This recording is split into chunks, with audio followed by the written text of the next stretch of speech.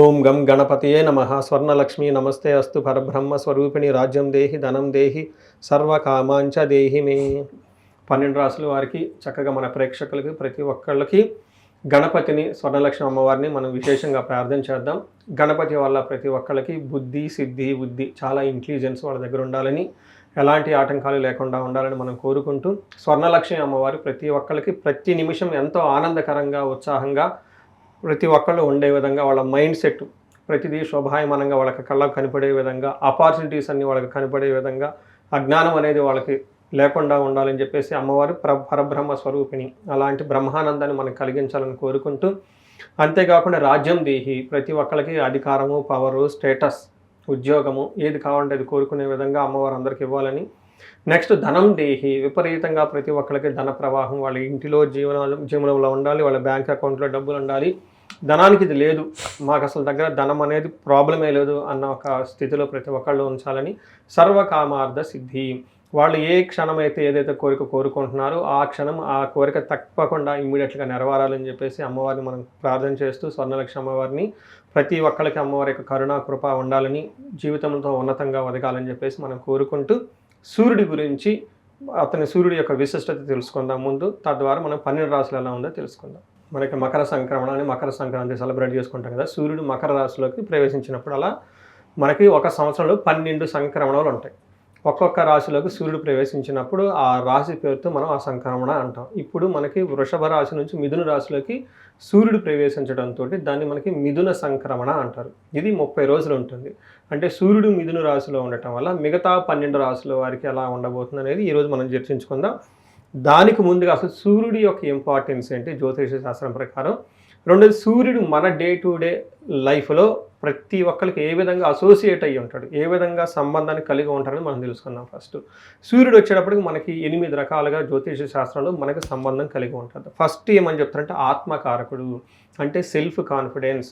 తర్వాత మనకి vitality, strength, soul బలం అనమాట. ఆత్మబలం అంటారు చూడండి, ఆత్మబలం అంతా ఇదంతా మనకి సూర్యుడి గురించి చూపిస్తూ ఉంటారు. రెండోది రాజ్యం, అంటే అధికారము, గవర్నమెంటు, పవర్, ఇదంతా చూపిస్తూ ఉంటారు. దాంతోపాటు తండ్రికి సంబంధించిన వ్యవహారాలు, ఫాదర్లీ ఫిగర్ లాంటికి సంబంధించిన వాళ్ళు కూడాను మన లైఫ్లో రిప్రజెంట్ చేసేది సూర్యుడు భగవానుడు అని చెప్పుకోవాలి. రెండోది యశస్సు, కీర్తి ప్రతిష్టలు అంటారు. కొంతమంది కీర్తి ప్రతిష్టలు చాలా విపరీతంగా ఉంటాయి. కొంతమంది ఇద్దరు సేమ్ జాబ్ చేస్తున్నారు, కొంతమంది కీర్తి ప్రతిష్టలు విపరీతంగా ఉంటాయి, కొంతమంది అసలు కీర్తి ప్రతిష్టలు ఉండవు, ఏదో చేస్తున్నాడు అనుకుంటూ ఉంటారు అనమాట. చుట్టాల్లో కొంతమంది గౌరవం ఉంటుంది, చెప్పుకుంటూ ఉంటారు వాళ్ళ గురించి.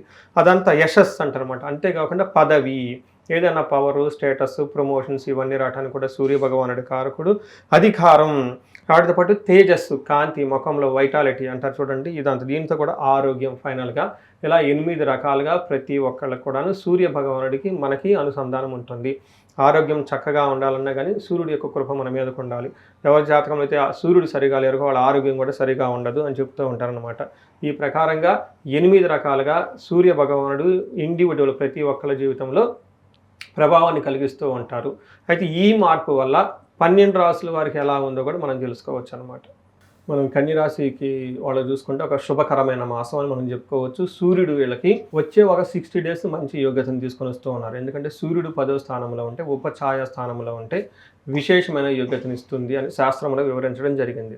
వీళ్ళు 15వ తారీఖు జూన్ 15 మొదలుకొని ఆల్మోస్ట్ జూలై ఆగస్టు 15 2 months సూర్యుడికి విపరీతమైన యోగ్యతను ఇస్తూ ఉన్నారని చెప్పుకోవచ్చు. ఇందులో వీళ్ళకి ప్రమోషన్స్ వచ్చే అవకాశం, జాబుల్లో ఎలివేషన్ వచ్చే అవకాశం ఎక్కువగా ఉంటుంది. రాజకీయ నాయకులు కానివ్వండి, బిజినెస్ పీపుల్ కానివ్వండి, మూవీ ఇండస్ట్రీస్లో ఉన్న వాళ్ళందరికీ చక్కగా అనుకూలమైన వాతావరణం అయితే ఖచ్చితంగా రాబోతుందని తెలుసుకోవచ్చు.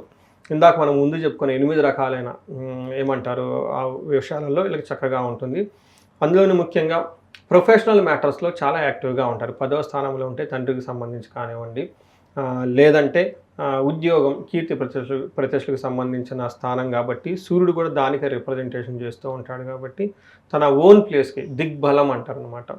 చక్కగా చాలా స్ట్రాంగ్గా ఉంటారని చెప్పుకోవచ్చు. ఏ విధంగా మనకు ఫస్ట్ సంస్కృతంలో మహర్షులు ఏం చెప్తారంటే, అర్ధసిద్ధి సదా ఆరోగ్యం, బంధుమిత్ర సమాగమ, రాజదర్శనం, సుసల్లాహో, సుసౌఖ్యం, దశమే రవి అని చెప్తారు. అంటే అర్ధసిద్ధి, అనుకున్నంత డబ్బు ఈ టైంలో వీళ్ళకి వచ్చేస్తూ ఉంటుంది. అంటే వాళ్ళకి ఫైనాన్షియల్ గోల్స్ ఏవో ఉంటుంది, 10,000 సంపాదించాలి, 20,000 సంపాదించాలి, 1,00,000, 10,00,000 కోట్లు ఏమో ఉంటుంది, రావాల్సిన పెద్ద పెద్ద అమౌంట్లు రావాల్సి ఉంటుంది. ఇలా హ్యూజ్ ఇన్ఫ్లక్స్ ఆఫ్ మనీ అంటారు అనమాట. ఆ ధనం వచ్చే అవకాశం వీళ్ళకి ఎక్కువగా ఉంటుంది. సదా ఆరోగ్యం చక్కగా ఉంటుంది. బంధుమిత్రులతోటి చక్కగా కలిసి సంప్రదింపులు చేసుకొని ఉత్సవాలు పార్టిసిపేట్ చేసే అవకాశం ఎక్కువగా ఉంటుంది. రాజదర్శనం ఇది మోస్ట్ ఇంపార్టెంట్. ఇప్పటిదాకా వీళ్ళు పై అధికారుల నుంచి మంచి ఫేవరబుల్ రిజల్ట్ రాకపోతే వీళ్ళు రాజకీయ నాయకులు కలవటం, గవర్నమెంట్ అఫీషియల్ని కలవటం, వీళ్ళకి సంబంధించిన ఒక అధికారము పొజిషన్లో ఉన్న వాళ్ళని కలిసి వాళ్ళ ద్వారా రాజదర్శనం వాళ్ళకి అపాయింట్మెంట్లు దొరుకుతుంది. సో ఈ టైంలో అక్కడ ఇంటర్వ్యూలు ఎవరైనా ఉంటే ఫైనల్ రౌండ్ ఆఫ్ ఇంటర్వ్యూ అంతా అయిపోయిన తర్వాత మనకి హెచ్ఆర్ కాల్స్ ఇదంతా అయిపోయిన తర్వాత మళ్ళీ ఫస్ట్ టైం బాస్ని కలవటం, ఇలా ఒక మళ్ళీ యాక్టివ్ అయ్యే అవకాశం ఉంటుంది. అంతేకాకుండా సుసౌఖ్యం చాలా కంఫర్టబుల్గా ఉంటూ ఉంటారు. సుసల్లాఫ్ మంచి హెల్దీ డిస్కషన్స్ జరుగుతాయి పెద్ద పెద్ద అఫీషియల్స్తో అని చెప్పుకోవచ్చు అనమాట.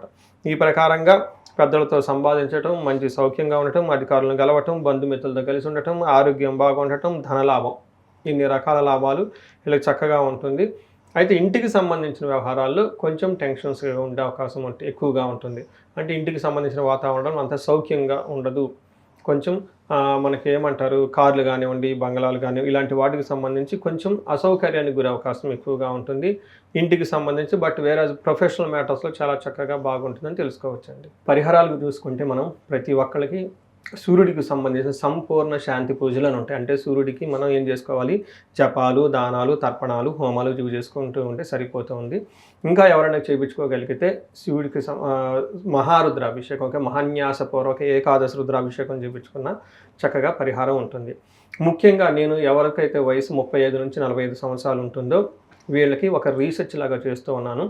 సక్సెస్ఫుల్గా మాకు కెరీర్ గ్రాఫ్ ఉందండి, సడన్గా మేము జీవితంలో ఆగిపోయాము, మా వయసు 35 నుంచి 45 సంవత్సరాలు ఈ మధ్యలో ఉంది అని ఎవరికైనా కనుక అనిపిస్తే ఒక్కసారి వాళ్ళ ఇండివిజువల్ జాతకం చూపించుకోవడం చాలా ముఖ్యం. రీసెంట్గా నేను ఇది అంటే ఒక 5-6 మంత్స్ ఇది ఎక్కువగా ప్రమోట్ చేస్తూ ఉన్నాను. ఈ కాన్సెప్ట్ని మనం మిడ్ లైఫ్ క్రైసిస్ అంటారు, లేదంటే రకరకాల పేర్లతో పిలుస్తూ ఉంటారు వెస్టర్న్ వాళ్ళంతా. బట్ జ్యోతిష శాస్త్రం దానికి చాలా పవర్ఫుల్ రెమెడీస్ అన్నీ ఉన్నాయండి.